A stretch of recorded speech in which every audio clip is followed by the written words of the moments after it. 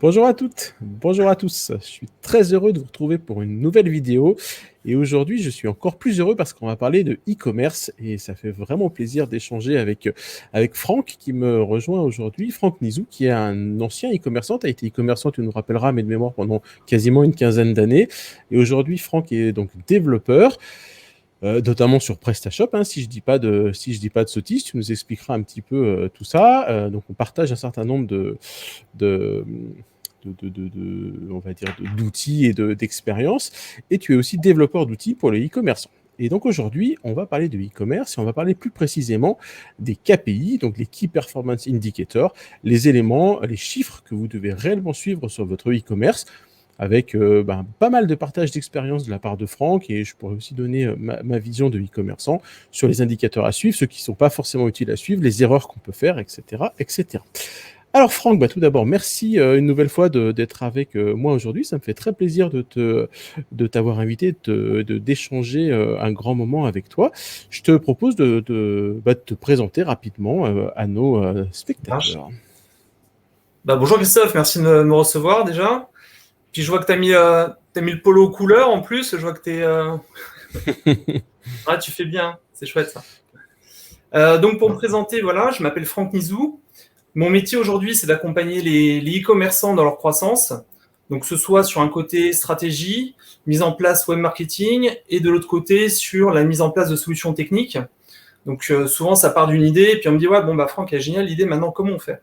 Donc, je mets les mains dans le cambouis et je m'occupe également des intégrations et de toute la partie développement.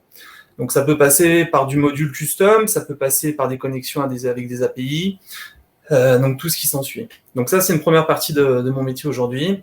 Et en deuxième partie, je suis également éditeur d'une solution dédiée vraiment sur les KPI e-commerce qui s'appelle SellerSite et qui, pour le moment, est dédiée 100% pour PrestaShop.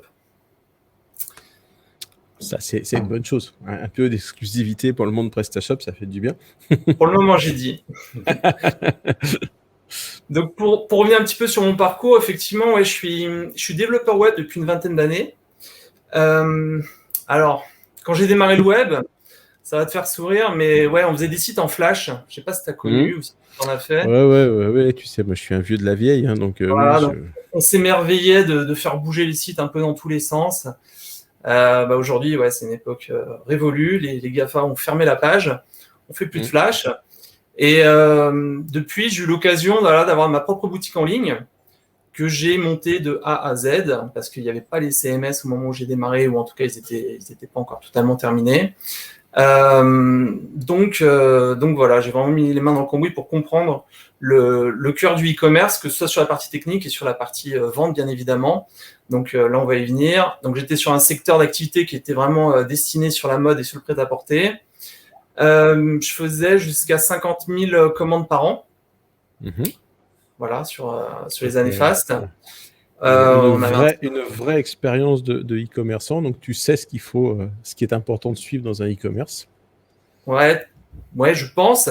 Après, peu importe la taille du e-commerce, finalement, les indicateurs à suivre sont un peu les mêmes. Seulement, la problématique, elle est un peu démultipliée en fonction de ta taille, quoi. C'est ça, c'est l'effet multiplicateur, voilà.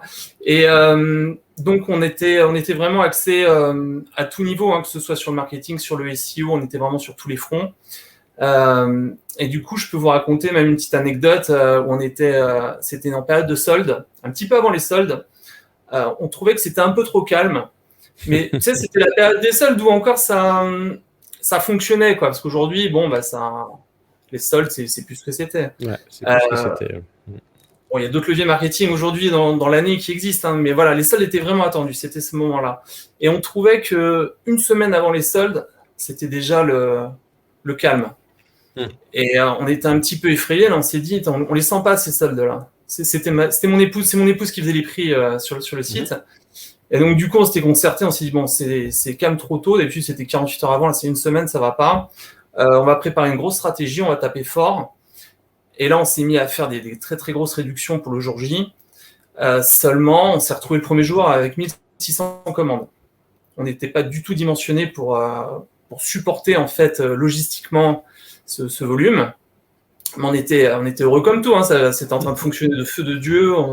D'ailleurs, on était en train de se dire, t'es sûr, on n'a pas un peu trop baissé les prix, là, ça va où, quoi? Mais on était dans l'euphorie, tout le monde était aux commandes, des intérimaires, parce qu'on était quand même une équipe de 10 personnes de base déjà, donc il fallait faire venir encore du monde. Deuxième jour, 800 commandes, et puis voilà, de jour en jour, comme ça enchaînait quand même malgré tout. Donc tout ça pour dire, quand on parle d'euphorie dans ces ventes-là, à un moment donné, voilà, on n'a pas forcément les yeux sur le compteur, et c'est ça qui m'a manqué. Et donc pour caricaturer un petit peu la situation, donc on était convaincus qu'on avait fait un mois gigantesque. Donc évidemment, l'entrepôt était en train de se vider à tour de bras. D'un côté, effectivement, tu es en train de percevoir en fait le chiffre d'affaires, voilà, sur ta trésorerie, donc tu as l'impression que tout va bien, mais c'est qu'une idée ressentie. Ouais, c'est un écran de fumée. Hein. Ouais. Exactement. Donc en fait, pour schématiser, voilà, les KPI où ils sont attendus. Donc voilà, quand tu as un e-commerce et que tu as ton compte, donc tu es rattaché à un cabinet comptable, donc tu imagines que ton comptable, il est là, il te soutient, il va t'accompagner dans cette démarche. Et effectivement, c'était le cas parce qu'on recevait régulièrement des tableaux de bord pour faire ta situation un petit peu financière et puis te dire voilà ce qui s'est passé, où ça va et qu'est-ce qu'il faut faire, pourquoi pas. Ouais, et encore, tu avais la chance d'avoir un comptable qui t'accompagnait bien parce qu'il y a. Alors attends, malheureusement, j'y viens parce que ce qui se passe, c'est que souvent, ton rapport avec le comptable, il arrive à peu près le 20 du mois après ton mois passé, parce que tu as la TVA déclarée, ils ont jusqu'au 24, je crois, à déclarer, donc le dernier carat, c'est le 20. Donc il arrive le 24, il déclare ta TVA, il se passe encore une quinzaine de jours où ils sont en train de rentrer les données dans la machine pour te sortir ton tableau de bord, et puis rapidement, tu te retrouves à plus 60 jours, en fait, avec un résumé de ton activité du premier jour du mois, en fait, où tu attendais finalement le retour. Ouais, tout à fait. Mais sur la vitesse, en fait, que je viens de te décrire, voilà, de ce qui peut se passer, il y a un delta tellement large que c'est pas envisageable. Alors, je rassure tout le monde. Aujourd'hui, il y a quand même des cabinets comptables, voilà, qui sont un peu plus performants et qui arrivent à faire des choses. J'en connais, donc n'hésitez pas. Mais voilà, c'était vraiment là. Après, il faut faire attention, pas forcément s'appuyer dessus. Et je pense qu'il y a encore beaucoup de e-commerçants qui vont avoir ces phases d'expansion rapide et qui peuvent faire ce genre d'erreur. Hein. Tu vas nous en reparler un peu après, et sans s'en rendre compte parce qu'ils n'ont pas forcément les bons experts comptables derrière. Et en effet, croire qu'ils ont fait un super mois alors qu'en fait, ils ont peut-être perdu de l'argent plus qu'autre chose, quoi. Donc, ouais. C'est ça. Mais bon, ton comptable, hein, c'est pas ton tableau de bord non plus général, mais bon, sur le côté. Ah, j'ai perdu Franck. J'ai des petites coupures sur ton son, Franck. Indicateur. Ouais. Christophe ? Ouais, c'est bon, c'est reparti. On a eu une micro-coupure, mais c'est reparti. C'est reparti ? D'accord. Ouais, c'est bon. On était sur notre ami le comptable. Voilà.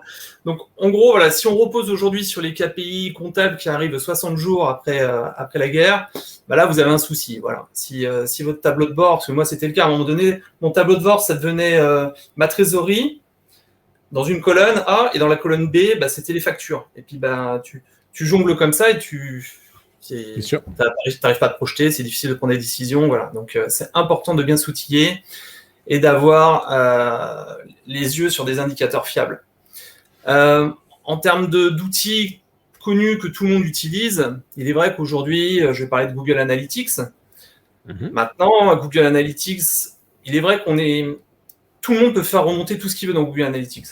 Très peu de marchands le font, très peu de marchands ont un véritable plan de tagage suffisamment fin pour pouvoir l'analyser avec pertinence.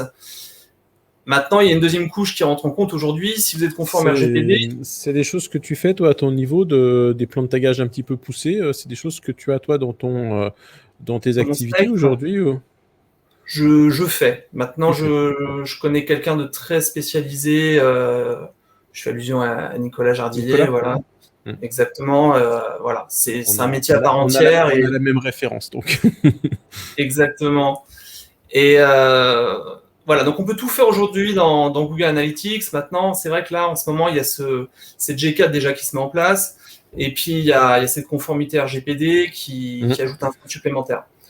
Et puis au-delà de ça, ça reste du JavaScript, quoi. C'est-à-dire, hein, pour parler un peu technique, je parle du 3D Secure, tu vois, qui est devenu obligatoire sur les sites. La redirection vers la page de remerciement, elle n'est pas systématique. Donc en fait, il y a une grosse partition déjà de remontée de transactions. Donc il y a des techniques qui existent, hein, remonter les commandes en asynchrone.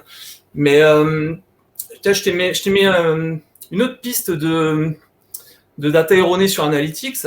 C'est que moi, tu vois, j'avais en permanence, j'avais des gars, en fait, ils passaient des fausses commandes sur mon site, enfin, des vraies commandes avec des cartes bleues volées. Ah oui, bien sûr. Mais ça en permanence. Hein. Tu as quelqu'un à l'autre bout du monde dans un cybercafé, il a acheté un fichier Excel, quelques euros, et il passe sa journée à ça, il fait croire à du monde, qu'il faut recevoir des colis, et du coup, tu passes ta journée à annuler des commandes. Tout à fait. Ça, c'était avant le 3D Secure aussi. Mais du coup... il y en a encore avec du 3D Secure, hein, malgré tout. Alors, moins là, avec la double authentification depuis quelques mois, mais ça a duré quand même un moment. Hein. Ouais, complètement. Et du coup, tu as quand même peu de marchands qui reviennent en arrière dans les commandes à annuler dans Analytics. Bien Donc, sûr. Finalement, à un moment donné, tu perds pied. C'est clair. Donc voilà, c'était la partie Analytics. Donc, alors, avant d'aller peut-être un peu plus dans le détail peut-être on parlera un petit peu d'outils tout à l'heure, mais qu'est-ce qu'on suit du coup qu'est-ce qu'un e-commerçant? Et alors, finalement, tu disais que c'est finalement les mêmes indicateurs qu'on va suivre si tu es un petit ou un gros e-commerçant. Mais finalement, quels sont les KPI en fait qu'on va suivre? Et on parlera peut-être aussi un petit peu après de fréquence de suivi de ces KPI. Mais explique-nous un petit peu, toi, en tant que e-commerçant, qu'est-ce qu'on suit comme KPI? Qu'est-ce qui est intéressant de garder dans son radar? Déjà, ce qu'il faut prendre en compte, c'est que les KPI, ils sont vraiment partout à tout niveau. Donc, je pense que c'est important de les segmenter, et les cloisonner sous forme de pools. Et je dirais que tu as les KPI vraiment orientés business, ceux qu'on a cités à travers un petit peu mon exemple comptable. Après, tu as les KPI de trafic, qui là, dépendent, en l'occurrence... Avant, si on rezoome quand même un tout petit peu avec ton exemple comptable, dans tes KPI business, qu'est-ce qui est intéressant de suivre et qu'est-ce que tu suis toi au quotidien? Tu suis la marge, tu suis le chiffre d'affaires, qu'est-ce que enfin au quotidien ou pas au quotidien d'ailleurs, hein, qu'est-ce que tu suis comme chiffre d'affaires? Bien sûr. Comme KPI, dans ce pool, ce qui peut être intéressant à suivre, bien sûr, c'est le chiffre d'affaires. Déjà, ça donne une vision globale de l'activité, c'est déjà le premier indicateur. Après, la rentabilité, c'est le nerf de la guerre. Hein. En tant que marchand, on est là pour gagner de l'argent. Donc, il faut que ce chiffre d'affaires génère un résultat. Ça, c'est indéniable. Ça, je dirais que c'est la partie comptable. Donc, ça, c'est vraiment du KPI. C'est même pas e-commerce, c'est du KPI de commerce, de marchand, tout court. C'est rigolo parce que c'est pas toujours les KPI de start-up. Hein. On sait qu'on a des start-up qui sont là juste pour acquérir du marché sans chercher à gagner d'argent, ils font des levées de fonds, etc. Mais on va rester là sur un exemple pragmatique d'une personne qui a envie de gagner de l'argent avec son site e-commerce. Ouais, complètement. C'est marrant ce que tu dis parce que je crois qu'il y avait un projet de loi qui était à l'étude justement sur ces startups qui sont capables d'injecter ou de créer en fait des perditions complètement démesurées chaque année. Et je crois qu'ils avaient comme projet de loi de dire si pendant 3 ans vous avez dépassé tant de pertes de résultats, vous devez arrêter quoi. Ah ok, d'accord, tiens, c'est à suivre. C'était dans les tuyaux, moi je sais pas, je suis pas au Sénat, mais c'est une approche parce que c'est vrai que souvent ces start-upers qui arrivent parfois avec des grosses ambitions et qui arrivent à faire des grosses levées de fonds, ils t'atomisent un secteur d'activité quoi. Et souvent pour faire quoi? Pour se faire racheter quelques années après. Bon, parfois ils arrivent vraiment à sortir du lot parce qu'ils ont une super idée. Parfois, voilà, ça met le bazar. Donc pour revenir à nos KPI. Effectivement, donc moi j'aime bien les cloisonner. Voilà, il y a toujours ces KPI orientés business. Il y a des KPI orientés trafic. Donc là, on peut s'appuyer sur Analytics parce que c'est très important d'analyser les canaux en fait d'acquisition parce que dans l'e-commerce, le chiffre d'affaires passe par le trafic. Donc c'est vraiment quelque chose qu'il faut regarder. Après, il y a des KPI orientés UX, tu vois, expérience utilisateur. Comment dire, dans le tunnel, tu vois, toutes ces choses-là, c'est-à-dire l'entonnoir de conversion, c'est-à-dire savoir l'analyser, est-ce qu'il y a des points bloquants, est-ce que tout est fluide. Donc ça a de la pertinence aussi, parce que ça peut être des freins à la vente. Si tu ramènes ça à des magasins physiques, par exemple, c'est comme si il n'y avait aucune caisse d'ouverte et que tu avais plein de monde dans le magasin, là, il y a un problème. Ouais. Donc Donc, c'est des KPI à suivre. Ou pire, même pire, c'est la personne, elle a rempli son caddie, et elle arrive à la caisse, et là, elle laisse son caddie là, et elle se barre, quoi. Donc là, c'est qu'il y a... Ça, c'est le panier abandonné, ça. Ouais. Celui-là, il fait mal, quand même, quoi. Il fait mal, ouais, parce que c'est quelqu'un qui... T'as fait de la publicité pour qu'il vienne chez toi. Une fois chez toi, il trouve son bonheur. Et puis, une fois qu'il l'a trouvé, mince, il s'en va. C'est raté. Il faut recommencer. Voilà. Après ça, je parle des KPI vraiment orientés client.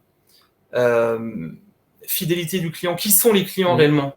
Est-ce qu'on connaît les clients qui sont sur nos sites? Et ça, au jour le jour. Ça a de la pertinence. Ouais. Donc, j'aime bien un petit peu cloisonner tous ces indicateurs à travers comme ça, diverses thématiques. Okay. Après, dans ma solution, c'est encore beaucoup plus cloisonné. Mais là, comme ça, on pourra en parler. Voilà les KPI basiques qui sont à suivre. Donc, pour moi, pour résumer, c'est le chiffre d'affaires. Alors, hors taxe, je précise, parce que c'est hors taxe et c'est hors frais de port. Bien sûr. Voilà. On parle de la même chose. Après, le nombre de commandes, le trafic et le taux de conversion. Hors frais de port, et malgré tout, en tenant compte aussi des frais de port dans les charges, puisque potentiellement, les frais de port sont des charges, on ne les refacture pas forcément. Donc, il y a à prendre en compte, en effet, cette notion de chiffre d'affaires hors frais de port, mais bien penser que vous payez des frais, vous, même si vous les offrez à vos clients. Le transport est un poste à part entière. Ouais. Et dans mon outil, d'ailleurs, je t'éclate très bien la data pour te montrer en plus à travers quel transporteur tu fais de la gratuité ou non, et ton panier moyen par transporteur, en fait.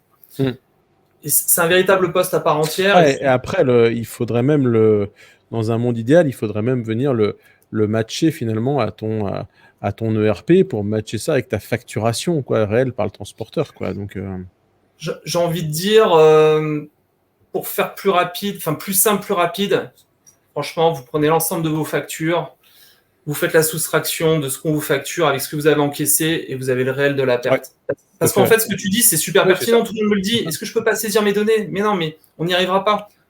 Parce que tu sais à quoi ça ressemble une facture d'un transporteur?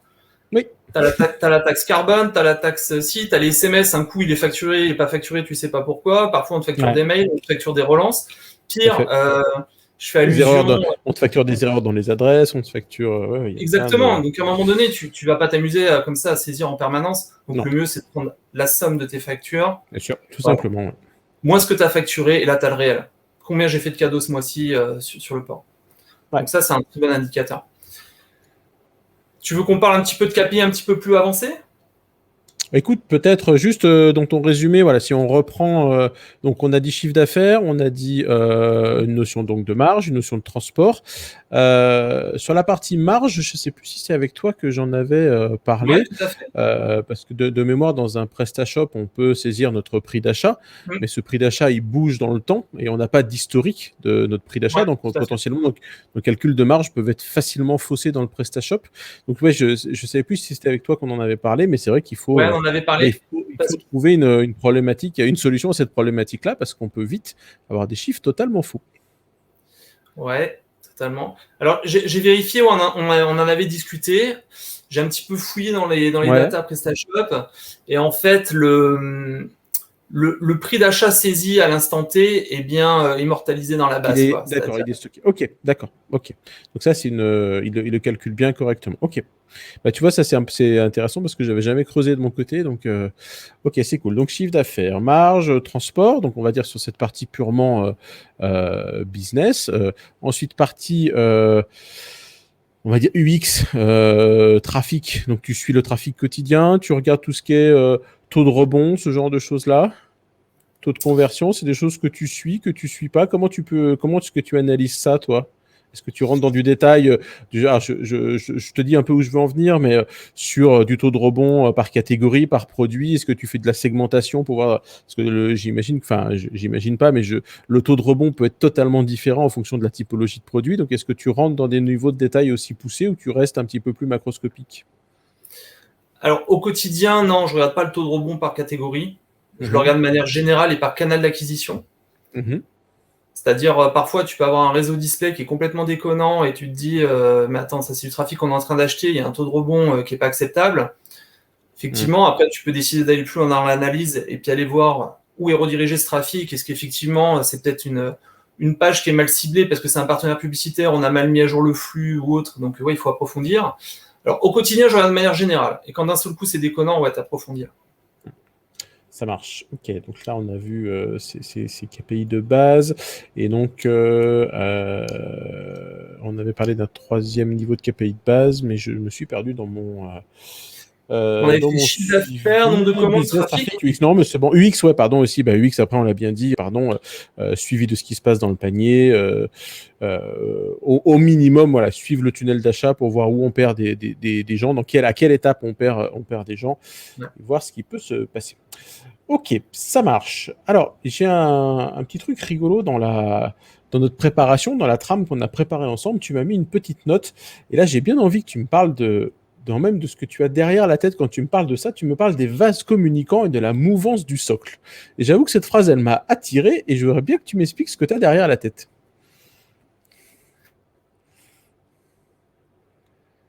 Ah, Franck. Allô, allô. Allô. Ah, Ouais, complètement. Coupure, Christophe. Excuse-moi, je t'ai perdu juste après que j'ai posé la question. Ouais, je vais te répondre. T'es prêt? Ouais, nickel. T'auras un peu de montage. Ouais, c'est pas grave, moi, je dirais. Puis au pire, même si je le laisse un peu avec des petites erreurs, c'est pas très grave. Allez. Ça marche. Ouais, effectivement, c'est assez rigolo comme terme, j'aime bien. Parce que ce qu'on attend généralement des data et du big data et des KPI, c'est qu'on ait quelque chose de robuste. Quelque chose où on sait, quand on le regarde en un clin d'œil, on a l'information. On va récupérer ce qu'on a besoin pour prendre des décisions, il faut que ça aille vite. Seulement, dans les KPI e-commerce, j'ai envie de dire, c'est pas le cas. Tu peux pas te permettre de regarder sans trop réfléchir un KPI et puis d'avancer. Je vais donner un exemple concret. Si tu as le taux de conversion, pour moi, c'est pas un KPI que tu peux regarder de façon robuste. Parce que le taux de conversion, à n'importe quel moment, il peut être erroné. Imagine, tu as ton trafic de la veille, tu vois que tu as un taux de conversion qui est complètement déconnant, tu te dis, mais qu'est-ce qui s'est passé? Et du coup, tu as peut-être ton équipe marketing qui faisait des tests de trafic à un moment donné, et puis ça dégonfle complètement en fait, ton tableau de bord. Mm-hmm. Donc ça, c'est un petit peu la cause à effet, en fait. C'est ça que je vais expliquer dans la mouvance du socle. C'est-à-dire, finalement, le socle, il n'est pas rigide. Et la dégradation d'un KPI, parfois, peut faire changer un autre. Je peux te donner un autre exemple. Regarde, admettons, tu as un panier de moyens qui est à la hausse. Tu compares une période A versus une période B, tu dis, wow, génial, on a fait 10% de plus d'augmentation sur le panier moyen, on est sur la bonne voie, c'est génial. Maintenant, voilà, c'est quoi? C'est est-ce que réellement, tu as réussi à vendre plus cher tes produits en conservant tes mêmes prix d'achat, donc potentiellement, tu es en train de gagner plus d'argent? Ou est-ce que quelque part, c'est parce qu'il y a un produit additionnel qui est venu se greffer dans le panier et tu as grossi ton panier moyen? Tu vois, je prends l'exemple... tu as un site de télé connu, en fait, ils expliquent clairement qu'ils gagnent de l'argent sur la vente d'une télé que s'ils vendent le support mural avec. Ouais. Donc, potentiellement, tu vois, ils augmentent aussi leur panier moyen, mais c'est parce qu'ils ont mis un deuxième... le client a mis un deuxième article au panier. Ouais. Donc, c'est pour ça que je dis que voilà, quand on surveille les KPI, il faut prendre en connaissance pas mal de choses. Est-ce que sur ces... Ouais, alors je ne sais pas, à moins que tu veuilles en parler après dans les KPI avancés, mais je pense que ça reste des KPI de base. Donc, on parlait tout à l'heure de fidélisation client. Ouais. Est-ce que tu suis des indicateurs tels que voilà, s'ils ont fait une commande, plusieurs commandes, le nombre de mois ou de jours entre leur première et leur seconde commande?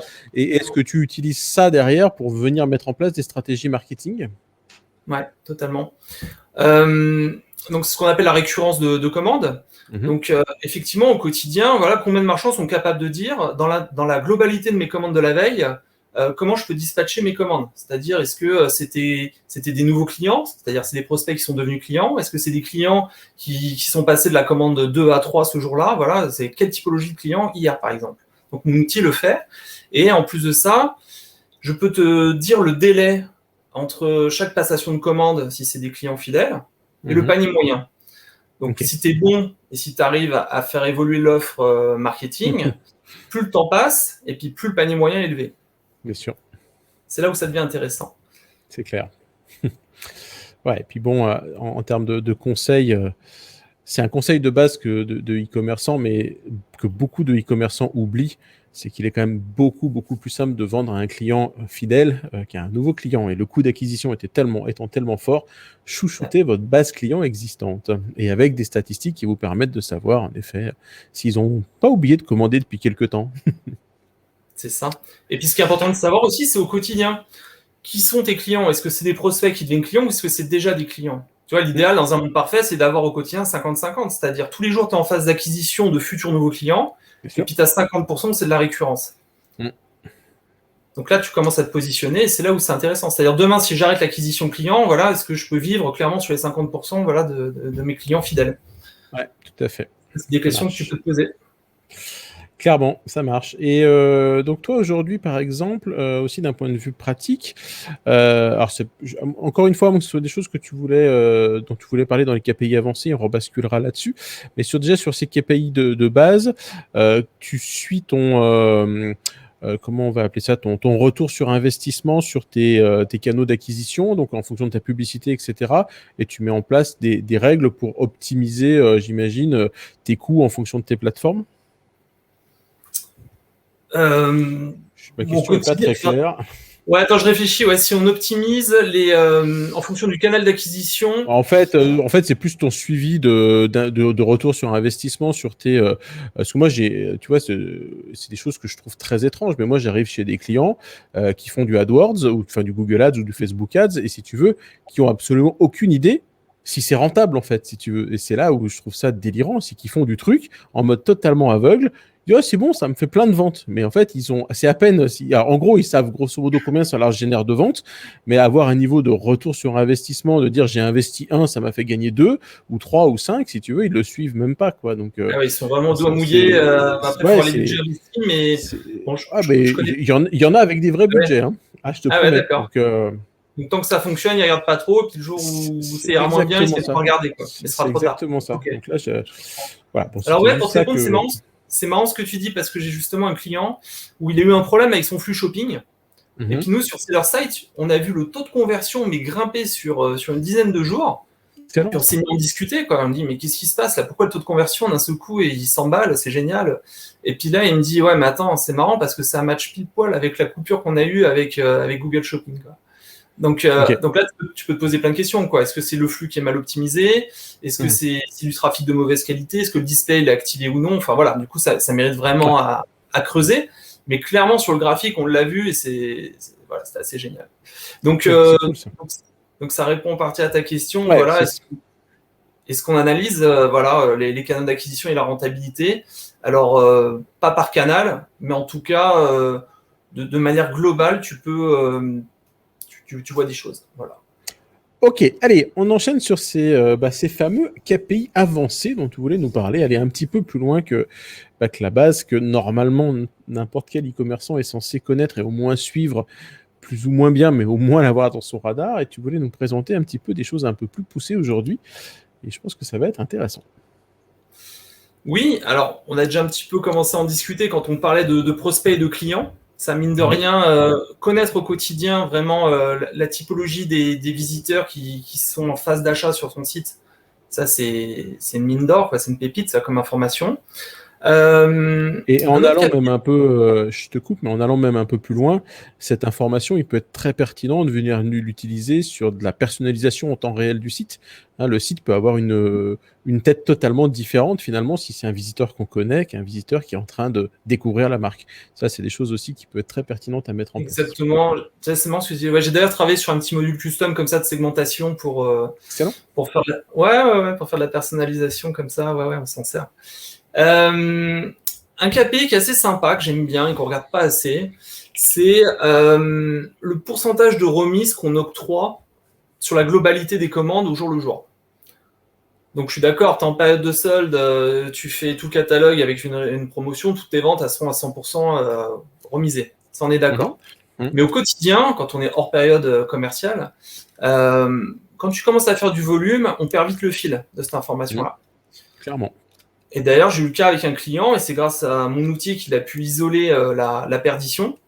il avait tout simplement un code de réduction qui traînait en fait sur une plateforme d'affiliation qu'il avait oublié de couper. Et si tu veux, on s'est vraiment rendu compte, alors sur le graphique sur SellerSide, tu le vois au quotidien, ton pourcentage de remise octroyée au fil des commandes. Donc tu peux le suivre, tu peux le comparer d'année en année, voilà, tu vois l'évolution. Et ce qui était assez marrant, c'est qu'au moment où il l'a coupé, si tu veux, il a vraiment récupéré une tendance qu'il estimait acceptable, voilà, pour la rentabilité de son business, et qu'à contrario, on n'a pas perdu de taux de conversion. Donc ça prouve bien qu'à un moment donné, c'est pas parce qu'il n'y a pas de remise que tu fais pas la vente. Ça, c'est quand même quelque chose à retenir. Ouais, là, c'était vraiment les gens, ils étaient là sur leur panier, ils allaient chercher s'il n'y avait pas une remise, ils l'appliquent, mais s'ils ne l'avaient pas eu, ils auraient acheté quand même, quoi, de toute façon. Voilà, on peut dire ça. Donc là, c'était vraiment important parce que c'est quelque chose finalement qui était sorti des écrans radars. Et puis là, d'un seul coup, on a dit, mais attends, tu as une commande sur 2 qui bénéficie quand même d'un code de réduction, tu es au courant? Forcément, quand tu fais des milliers de commandes, tu n'as pas le nez sur tes commandes. Ah, c'est clair.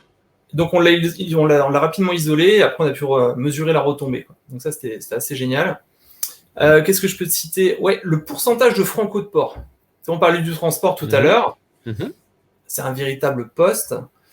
C'est quelque chose que tu es quand même un petit peu dans les grandes tendances du e-commerce, c'est quelque chose que tu es obligé de proposer. Voilà, c'est normal, c'est une offre commerciale, il faut le faire. Mais clairement, au quotidien, ta part de gratuité sur le transport, elle est de combien? Voilà. Et combien tu es prêt à supporter pour continuer à être rentable? C'est là où tu appelles ton comptable et que tu en discutes avec lui. Et ça, c'est une data qui a véritablement de la valeur. C'est clair. Après, tu as toutes les notions de panier abandonné qui sont super importantes. C'est-à-dire au quotidien, combien tu as perdu de panier? Enfin, combien tu n'as pas converti de panier? Est-ce que ces paniers, ils ont été revalidés quelques jours après? Est-ce que c'est vraiment des paniers totalement perdus? Qui c'est qui abandonne son panier? Est-ce que c'est des clients connectés ou des clients non connectés? Alors, c'est marrant parce que sur tout l'échantillonnage de sites qu'on a, le ratio est toujours à peu près pareil. Tu as 70% des paniers abandonnés qui sont à des clients non connectés.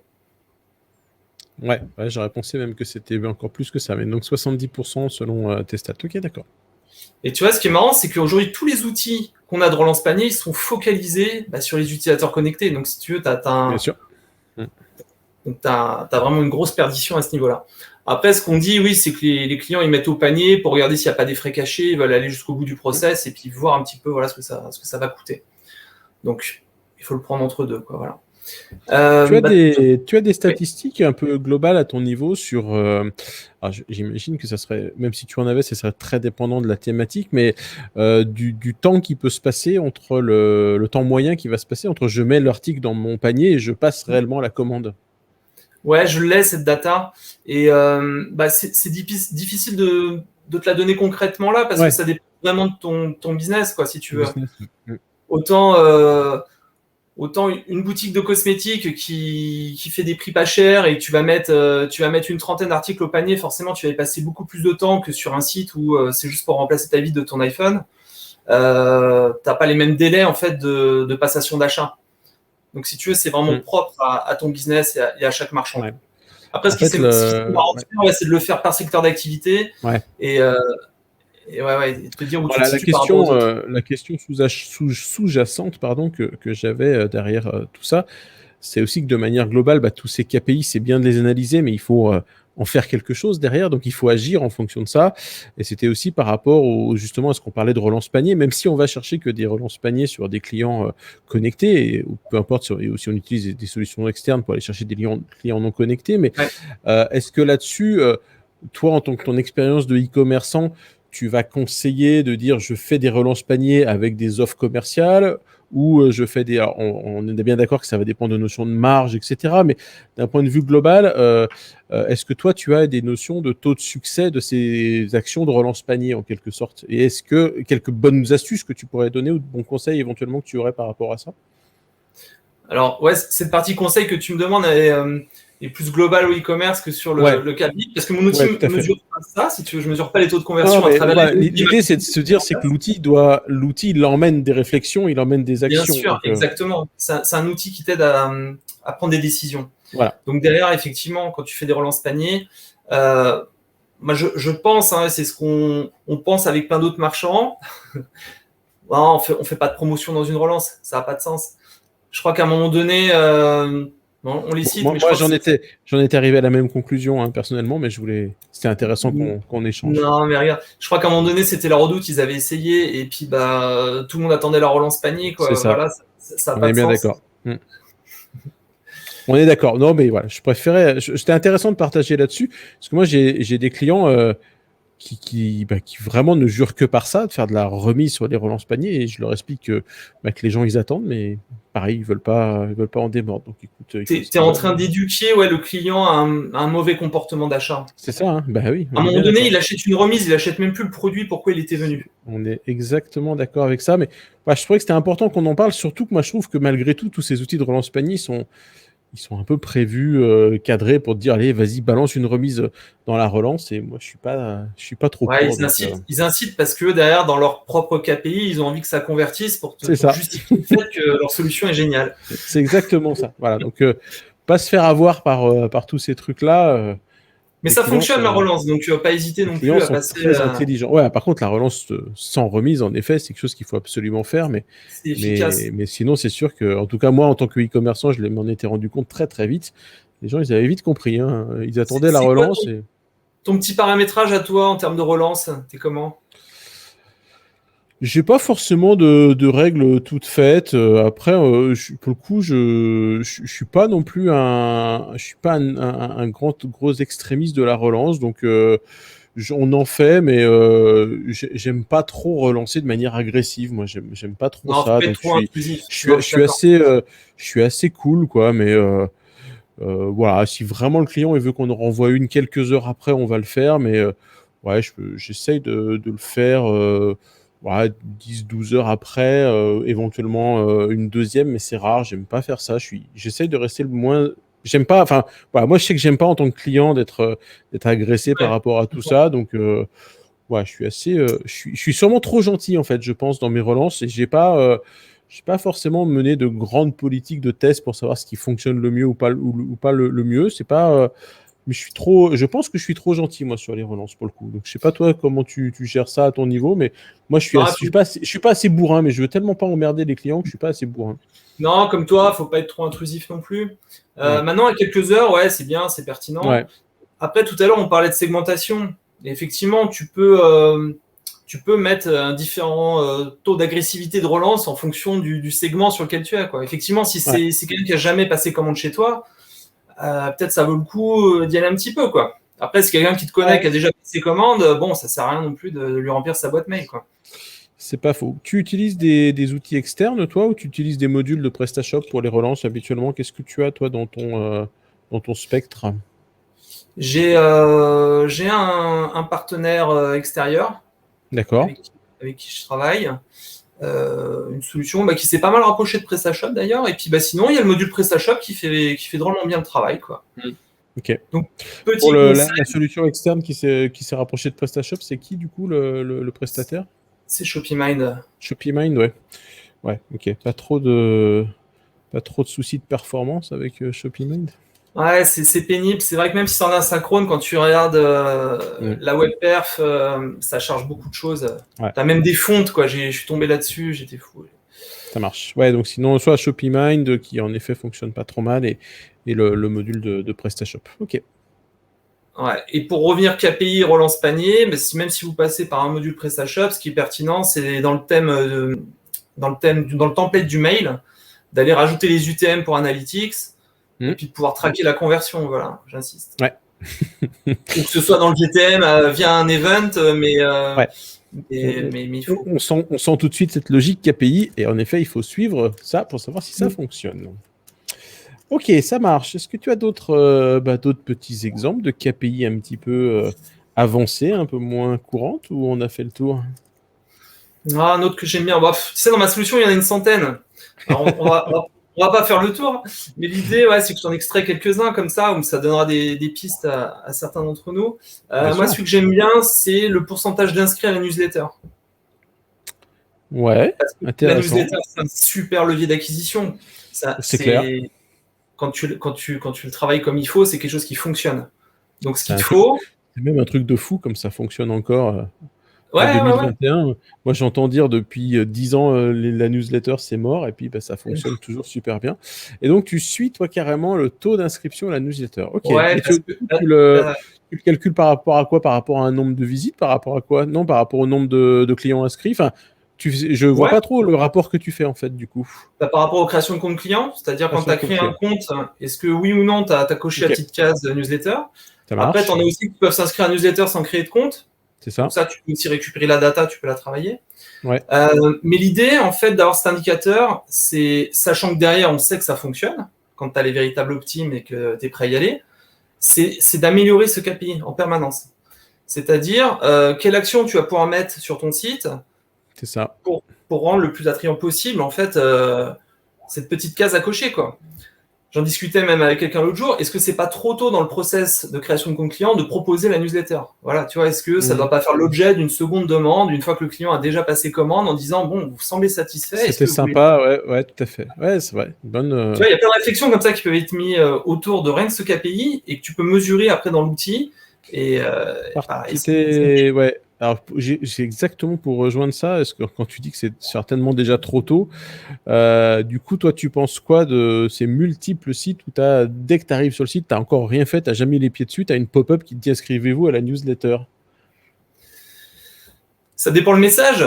Si le message, on te promet que tu as un code de réduction pour ta première commande, eh ben, je pense qu'il y en a beaucoup qui vont le faire. Ça a marché, ouais. Maintenant, si c'est juste prendre ton mail pour prendre ton mail, il n'y a pas grand intérêt, quoi. Ok. Alors d'autres petites pépites qu'on va suivre. Bon, une dernière dans le même esprit, voilà, Allez, une dernière. ça serait plus sur les créations de comptes sans commande. Au Ouais. quotidien, sur chaque boutique, tu as des dizaines de comptes qui sont créés et tu sais pas pourquoi le visiteur n'a pas passé commande. Mhm. Il n'y a rien de plus pénible sur le web que de créer un compte client sur un site marchand. Mm. Bon, sauf si tu passes par les API de Connect de Google et compagnie, et encore, c'est jamais complet. Mais voilà, pourquoi ces clients ne font pas une commande? Donc voilà, ça c'est une véritable question et c'est un KPI à suivre. Et je pense qu'il faut chercher pourquoi. Donc là, tu vois, en Ouais, l'occurrence, ça mérite de mettre d'autres outils en place sur ton site pour voir un petit peu ce qui se passe. c'est Bon, ça. RGPD friendly, bien sûr. Ouais. Mais l'idée, c'est quand même de voir qu'est-ce qui se passe avec ces clients-là, quoi. Pourquoi ils créent un compte? Pourquoi ils ont éventuellement fait un panier et puis ils font pas l'achat? Mm, mm. Je sais pas. Toi, tu fais ça, tu crées des comptes et tu t'en vas? Je sais que J'ai rarement cette petite, j'ai pas cette joie-là, mais écoute, c'est vrai, t'as raison, et c'est pourtant, on en revient à la notion de panier abandonné, mais c'est vrai que t'as même des gens qui créent des comptes sans avoir créé de panier, donc c'est vrai que là c'est Hmm. pertinent d'aller chercher la piste enfin le pourquoi du comment. Après c'est pas forcément, comme tu dis, pour le coup évident d'analyser cette KPI-là, elle est facile à obtenir, elle n'est pas forcément facile à utiliser, quoi. Parce que savoir exactement que venir retoucher sur son site quand on a un gros taux de création de compte et pas de commande derrière, c'est pas forcément évident pour le coup. Non, non, mais c'est complexe. Ouais. Mais pareil, c'est des indicateurs qui peuvent te permettre à prendre des décisions et des pistes d'optimisation. Et en tout cas, c'est des indicateurs qu'il faut comprendre comme étant des drapeaux rouges, quoi. Enfin, c'est des alertes, quoi, ceux-là. Si t'as si ces indicateurs sont gros, semblent trop gros. Après, c'est toujours la question qu'on nous pose, mais c'est quoi un bon taux de ceci, un bon taux de cela? C'est toujours très difficile à répondre. Mais c'est vrai qu'il y a un moment où tu sors quand même vraiment en anomalie statistique là-dessus. Et là, il faut se dire, OK, ça, mais même d'un point de vue bon sens, quoi, sans rentrer dans de la statistique, c'est vrai que si tu as 30% de personnes qui créent des comptes et qui en font rien derrière, c'est qu'il y a forcément un énorme problème quelque part, quoi. Ok. Et que c'est pas un bot. Ouais. Ouais. Oui. Ok. Ça marche. Alors dis-moi, ces indicateurs-là, par contre, je suis e-commerçant, petit ou gros, à vrai dire, peu importe, mais peut-être que c'est pas la même chose si je suis petit ou gros. Je les regarde en temps réel toute la journée, je les regarde tous les 3 mois quand je fais ma compta. C'est quoi qu'est-ce que serait une bonne fréquence de suivi? Et peut-être que la fréquence n'est pas la même pour tous les indicateurs. Ouais, totalement. Moi, je pense que les basiques, ils doivent être regardés au quotidien. C'est-à-dire, tous les matins, tu te lèves, tu regardes les KPI de la veille. Ça, je pense que c'est la base. Après, je pense qu'il faut... On peut en profiter pour aller regarder nos positions SEO, hein, si on les a mis dans un tableau de bord aussi, hein, voir si tout va bien, même si c'est pas vraiment des KPI, mais de vérifier qu'on s'est pas fait flinguer du jour au lendemain sur notre requête principale. Ok. C'est pas un peu trop les KPI SEO au quotidien? Je sais pas, moi je le fais au quotidien, mais je ne réagis pas au quotidien. Ok. Après, c'est mon choix. Moi j'y vais tous les jours pour mes sites à moi et pour mes sites des clients que je suis. Par contre, ouais, j'ai arrêté depuis longtemps de surréagir. Non, mais je le fais aussi au quotidien pour le SEO, je te rassure. D'accord, ça marche. On attend tous d'un seul coup la courbe qui s'emballe avec la mise à jour Google, des choses comme ça. Ouais, mais des fois, il se passe des choses qui font plaisir, ça arrive. Ouais, complètement. Donc ouais, pour la couche de KPI basique, ouais, c'est au quotidien, voilà, tu te lèves le matin, tu regardes la veille, il faut pas que ça prenne longtemps. S'il y a quelque chose vraiment de déconnant, bah là, ça mérite d'approfondir. Donc là, il faut fouiller. Après, vraiment sur toute la surcouche qu'on a évoquée, un peu plus pointue, j'ai envie de dire, il faut se poser une fois par mois. Une fois par mois, et surtout ce qui est important, c'est qu'à chaque fois tu compares une période A avec une période B et tu vois comment tu évolues dans le temps. Ça, c'est primordial. Après, ce que j'ai envie de dire, c'est que c'est très important d'annoter les événements marketing qu'il y a pu y avoir sur une période donnée. Parce que souvent, d'un seul coup, quand on regarde les historiques comme ça, on voit des pics à des moments et on ne sait pas à quoi ça correspond.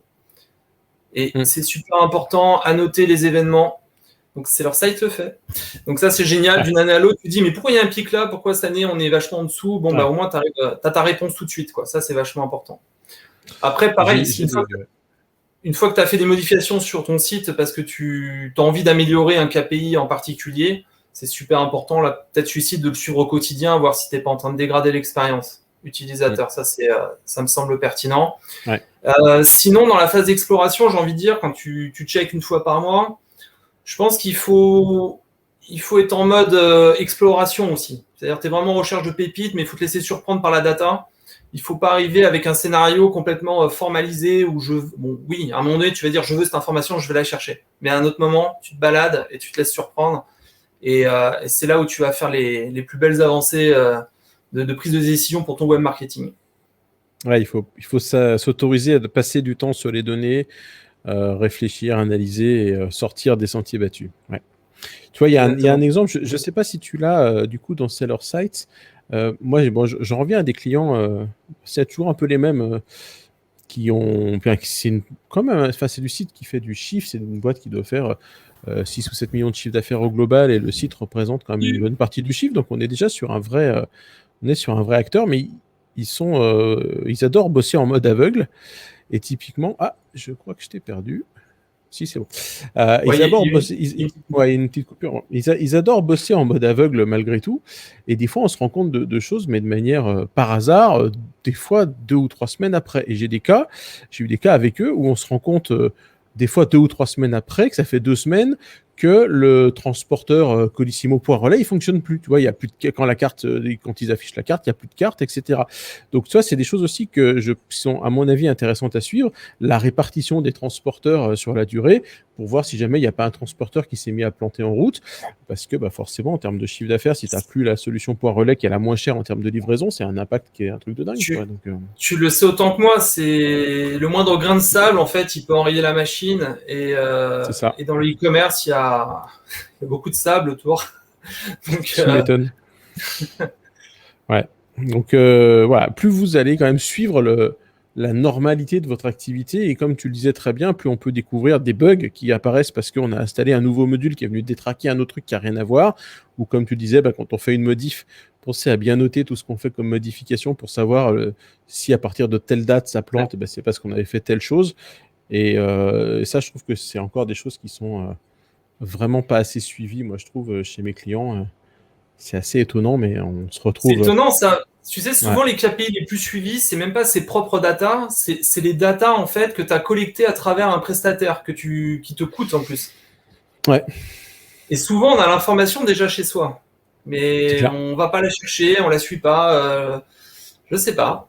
Mais ça manque de clarté et j'y travaille. C'est chouette. Ouais. Alors, dis-moi, Franck, pour conclure un petit peu et quand même que tu nous expliques rapidement en quelques mots. Donc, depuis le début, tu nous parles de ton outil qui s'appelle Seller Sites.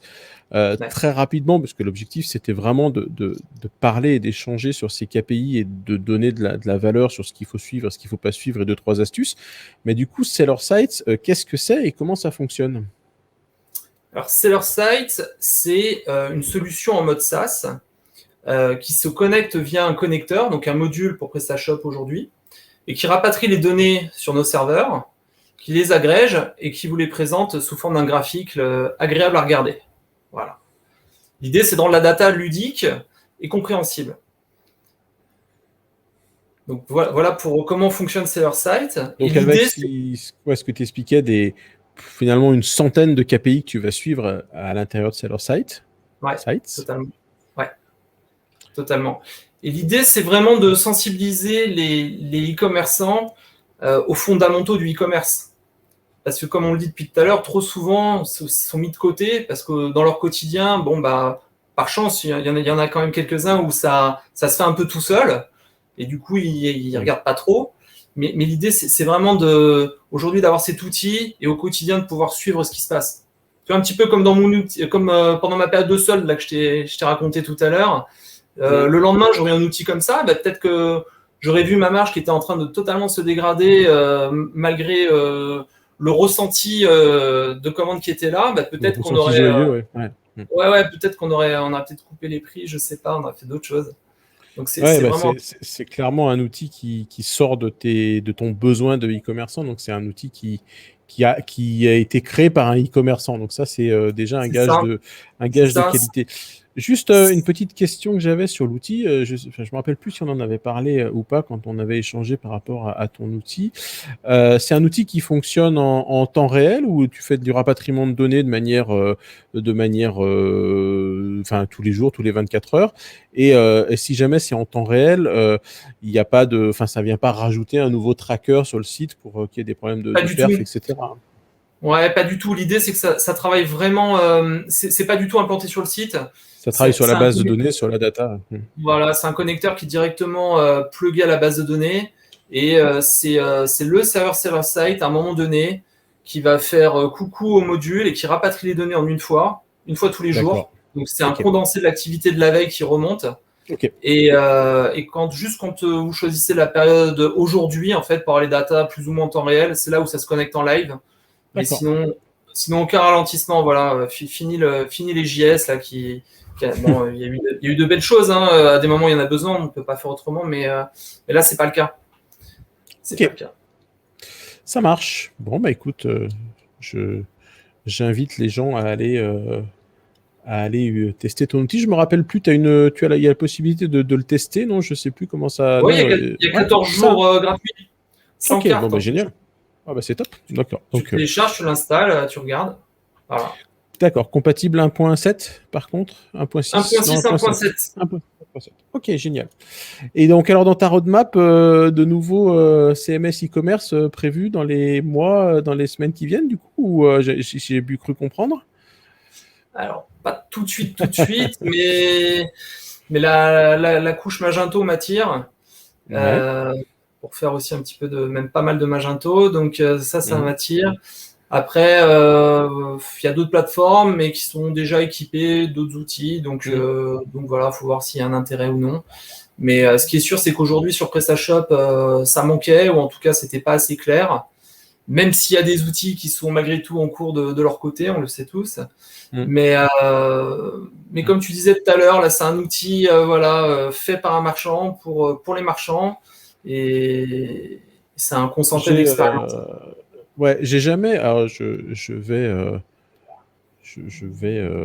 donner un scoop. Je n'ai encore jamais installé un PrestaShop Metrics sur aucun site, donc je ne sais pas ce que ça propose, si c'est comparable du coup à ce que tu fais toi ou je l'ai pas testé, donc je suis un peu en aveugle. J'imagine que toi, tu as dû regarder un peu plus ce qu'il y avait dedans.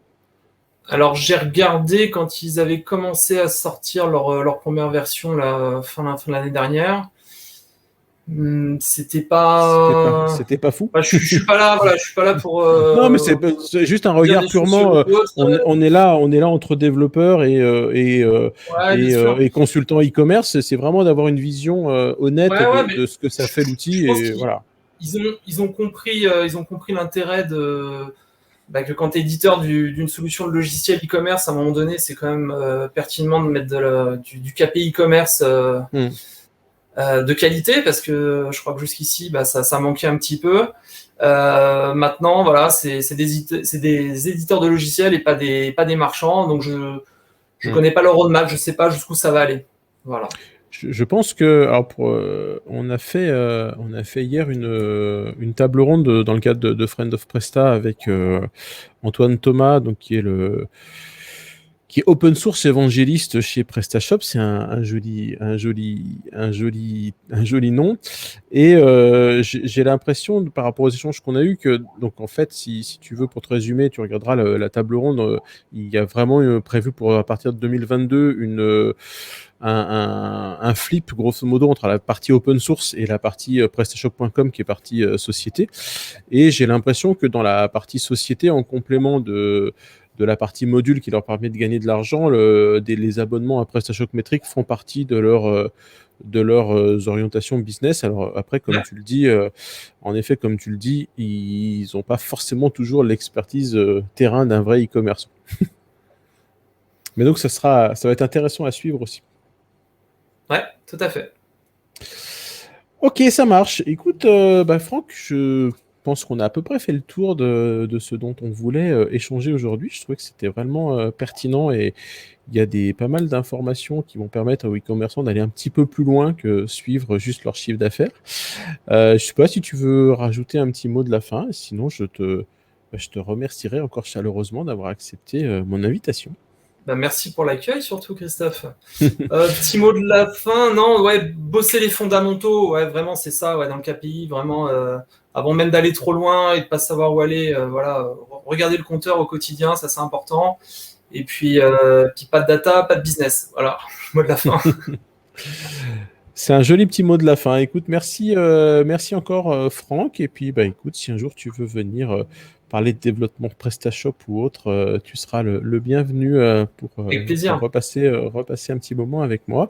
Moi, j'aime bien discuter aussi avec toi parce qu'on a connu un peu ces mêmes expériences où on a été e-commerçant, on a eu des périodes fastes et périodes moins fastes, on a rebondi sur d'autres choses. Donc, c'est des parcours de vie qui se ressemblent. Donc, c'est agréable aussi de partager avec toi sur tout ça. Allez, ouais, exactement, toujours le partage. Merci à tous et à toutes d'avoir suivi cette vidéo.